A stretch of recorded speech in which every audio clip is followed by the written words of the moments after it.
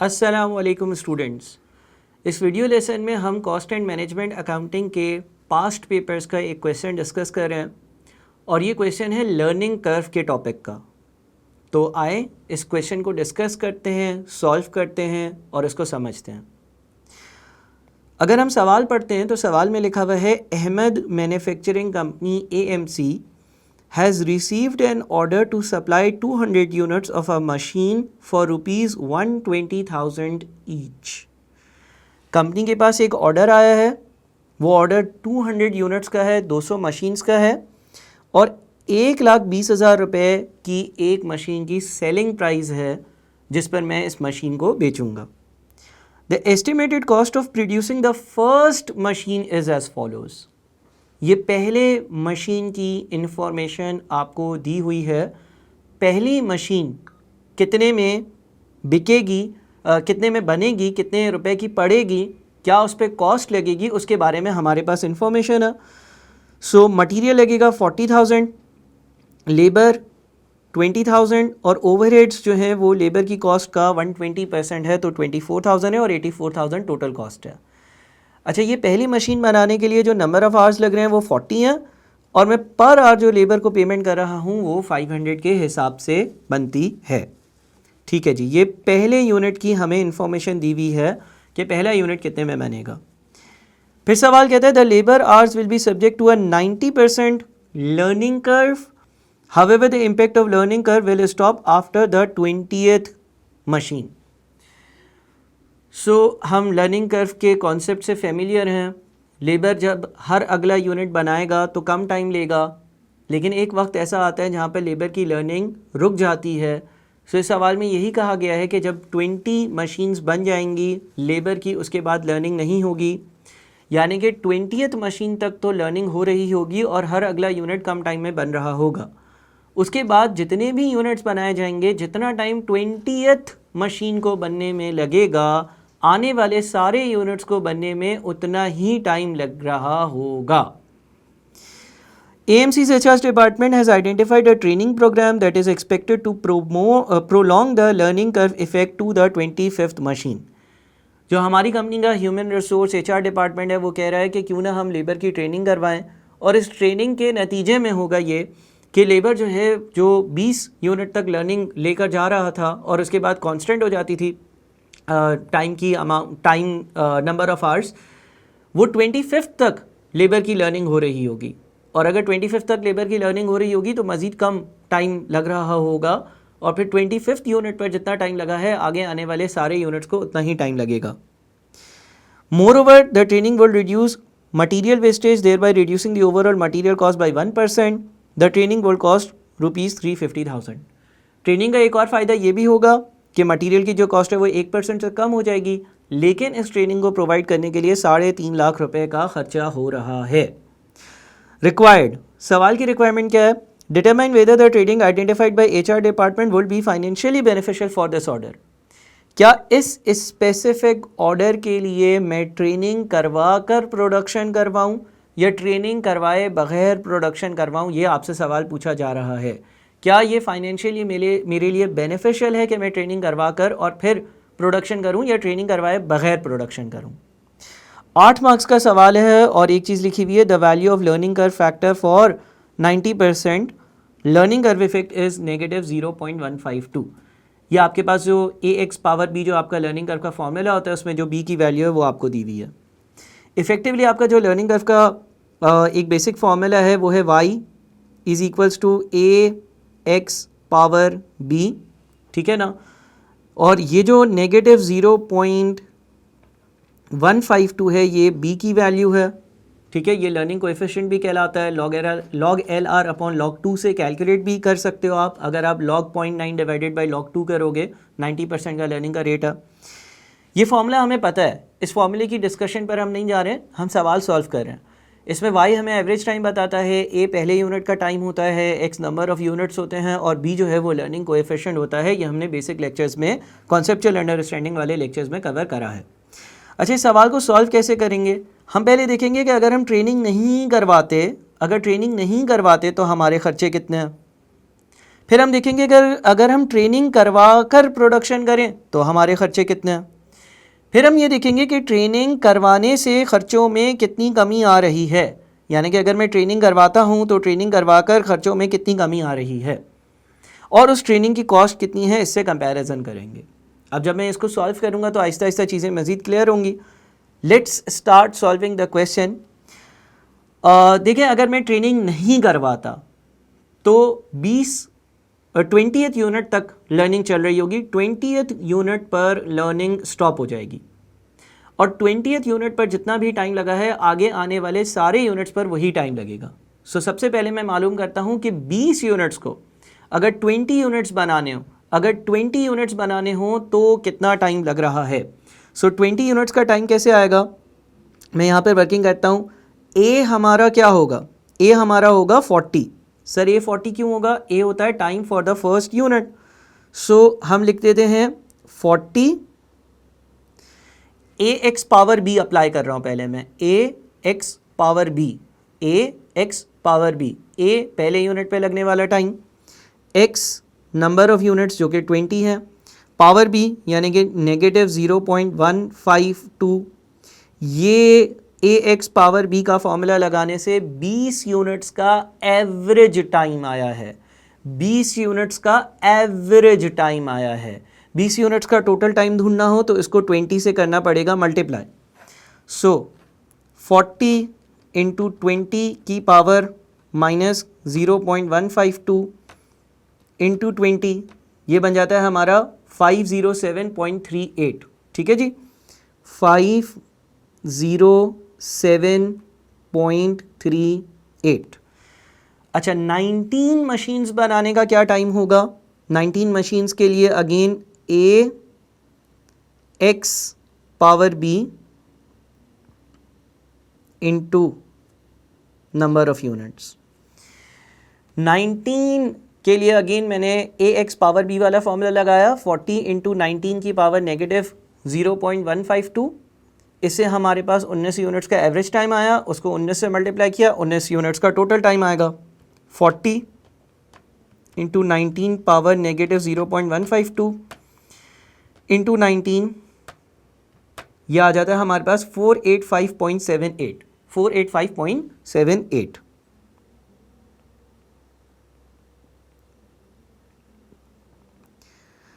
इसका मतलब पहली 20 चीज़ें बनने में 501.38 टाइम लगता, पहली 20 चीज़ें, पहली 20 चीज़ें 507.38 आवर्स में बनती हैं, पहली 19 चीज़ें 485.78 आवर्स में बनती हैं।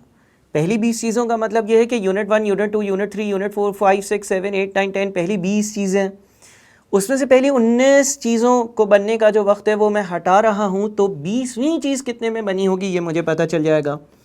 507.38 माइनस 485.78, 20th जो चीज़ होगी वो 21.6 आवर्स में बनी होगी। अब हमें टोटल इस ऑर्डर पर 200 चीज़ें बनानी थी, पहली 20 चीज़ें 507.38 आवर्स में बनी हैं और आगे जितनी भी चीज़ें बना रहा हूँ वो उस ही टाइम में बनी होंगी जितने टाइम में 20th चीज़ बनी, यानी कि 21.6। तो आगे की जो 180 चीज़ें हैं 180 इंटू 21.6, 180 आगे वाली चीज़ें 21.6 के हिसाब से टोटल बनेंगी कितने, 3888 आवर्स में। अब टोटल आवर्स फॉर 200 यूनिट्स कैसे आएगा, देखें, जो पहली 20 चीज़ें हैं जब लर्निंग हो रही थी तो पहली जो 20 चीज़ें हैं उनको बनने के लिए 507.38 आवर्स लगे,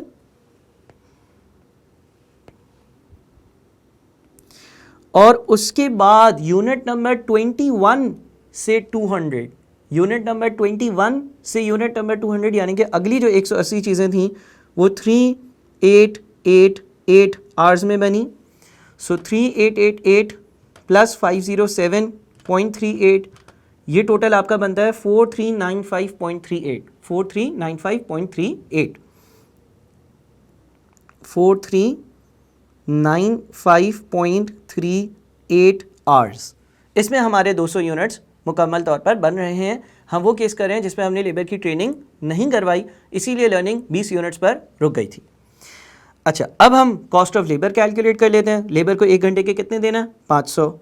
1 घंटे के अगर 500 देने हैं तो हमारे पास 4395.38 मल्टीप्लाइड बाई 500, यह आ जाता है 2197690। ठीक है जी, 2197690 यह हमारी लेबर की कॉस्ट है। ओवरहेड्स कितने हैं? लेबर की कॉस्ट का 120%। ओवरहेड्स कितने हैं? 120% है किसका? लेबर की कॉस्ट का, यानी कि 2197690 का। तो ये है 2637228। और मटेरियल कितना है? मटेरियल के बारे में लिखा हुआ था कि जो पहला यूनिट है उस पर 40,000 का मटेरियल लगेगा। अगर पहले यूनिट पर 40,000 रुपये का मटेरियल लगेगा और 200 यूनिट्स में बना रहा हूं तो 40,000 इंटू 200,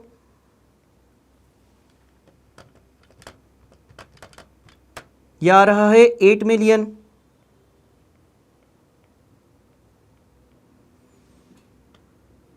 ठीक है जी, तो 8 मिलियन प्लस 2197690 प्लस 2637228, यह आ जाता है 12834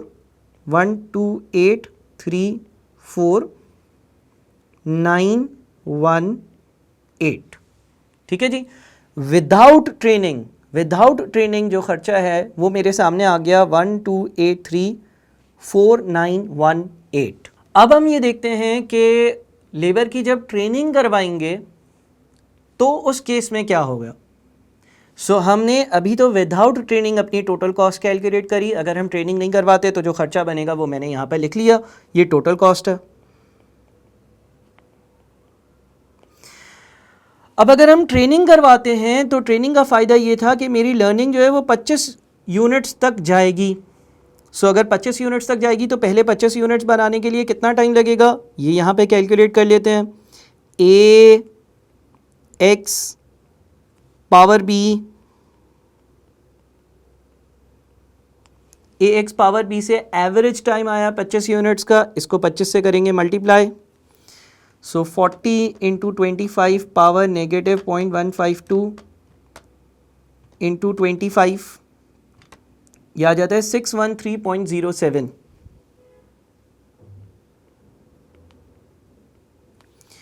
उसके बाद 24 यूनिट्स के लिए देखते हैं।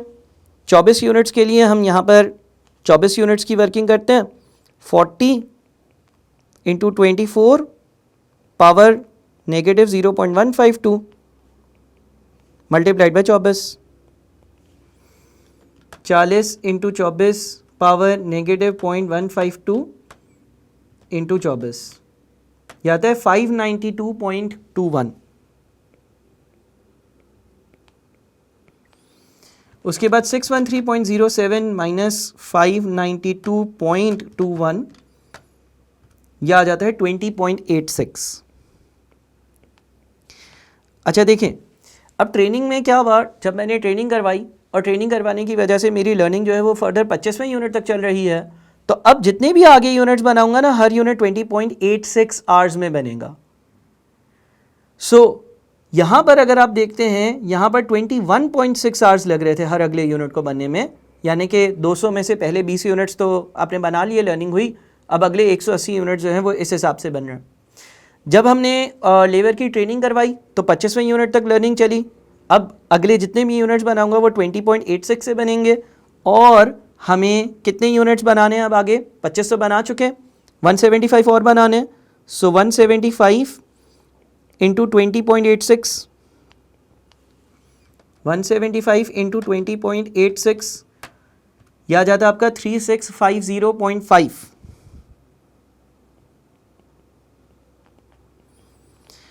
अब हमारे पास जो टोटल आवर्स हैं फॉर 200 यूनिट्स,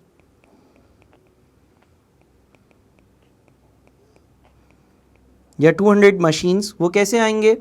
पहले 25 यूनिट्स के ये वाले आवर्स और अगले 175 यूनिट्स के ये वाले आवर्स। सो 613.07 प्लस 3650.5, इन दोनों को ऐड करते हैं 4263.57, 4263.57, इतने आवर्स लगेंगे। अच्छा जी, अब लेबर की कॉस्ट की कैलकुलेशन करते हैं। हमारे पास 4263.57 आवर्स हैं, हर घंटे के लिए मुझे 500 पे करने हैं। सो 4263.57 इंटू 500, यह आ जाता है 2131785, 2131785। ठीक है जी। अच्छा, अब आप अगर इसको कंपेयर करें पिछली लेबर की कॉस्ट से, तो पहले जो लेबर की कॉस्ट थी वो थी 2197690 और अब है 2131785। तो लेबर की कॉस्ट में कुछ रिडक्शन आई है। ओवरहेड्स लेबर की ही कॉस्ट का 120% है। सो 120% इसका मैं डायरेक्टली यहाँ पे ले लेता हूँ। ठीक है ना, लेबर की जो कॉस्ट है उसको 1.2 से मल्टीप्लाई कर देते हैं। यार है 255814, 2558142। अच्छा, मटेरियल में भी एक सेविंग है। कैसी सेविंग है? सवाल में लिखा हुआ था कि the training will help reduce wastage thereby reducing the overall material cost by 1%। Material की जो कॉस्ट है वो 1% से कम हो जाएगी। यानी कि अगर अभी मटेरियल पर 40,000 रुपये लग रहे हैं तो अब वो 1% कम लगेंगे। तो 40,000 में से 40,000 का 1% माइनस कर लो या 40,000 का 99% ले लो, एक ही बात है। सो मटेरियल का जो खर्चा होगा वो कैसे आएगा? मटेरियल का खर्चा होगा 200 यूनिट्स बनाने हैं, लेकिन अब एक यूनिट पर 40,000 का मटेरियल नहीं लग रहा, बल्कि 40,000 का 99% जितना बनता है उतना मटेरियल लग रहा होगा। तो 40,000 का 0.99 लिया और उसको मैंने 200 से किया मल्टीप्लाई, यह आता है 7920,000, 7920,000, 7920,000। अब हम सारी कॉस्ट को ऐड कर लेते हैं। 7920,000, 2131,785, 255,8142, यह आ जाता है आपके पास 1260,9927, 1260,9927। क्या कॉस्ट में कमी हुई है? जी हाँ, ये कॉस्ट पहले थी, अब ये कॉस्ट है।